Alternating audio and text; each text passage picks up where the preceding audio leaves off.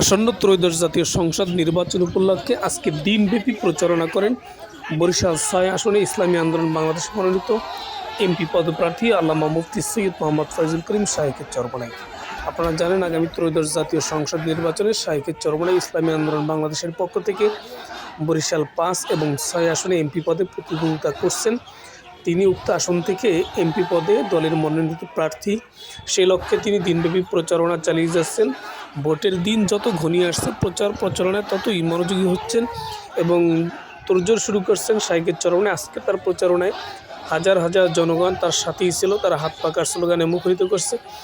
বিশেষ করে তিনি আজকে প্রচারণায় অংশ নিয়েছিলেন বাকেরগঞ্জ উপজেলার নেয়ামতি ইউনিয়নে। আপনারা জানেন, নেয়ামতি ইউনিয়নে ইসলামী আন্দোলন বাংলাদেশ মনোনীত চেয়ারম্যান পদে যিনি প্রতিদ্বন্দ্বিতা করছিলেন আমাদের হুমায়ুন কবির ভাই, যিনি বিপুল ভোটে উক্ত ইউনিয়নের চেয়ারম্যান নির্বাচিত হয়ে জনগণের খেদমত করতেছেন, সেবা করতেছেন।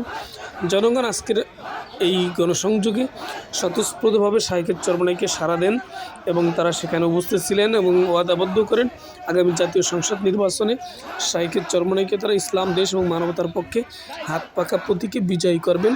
তো আপনারা ভিডিওটা অবশ্যই শেয়ার করবেন, অন্যদেরকে দেখার সুযোগ করে দেবেন। মিছিলে প্রকম্পিত হচ্ছে বাকেরগঞ্জ এবং বরিশাল ৫। নির্বাচনের দিন যতই ঘনিয়ে আসছে, শাইখের চরমোনাইয়ের প্রচার প্রচারণা ততই মানুষের চোখে পড়ার মতন উল্লেখযোগ্যভাবে নজর কাটতেছে। মানুষ শাইখের চরমোনাইয়ের দিকে ধাবিত হচ্ছে, ইসলামী আন্দোলনের দিকে ধাবিত হচ্ছে। হাত পাখা মার্কায় তারা ভোট দেবে ইনশাআল্লাহ।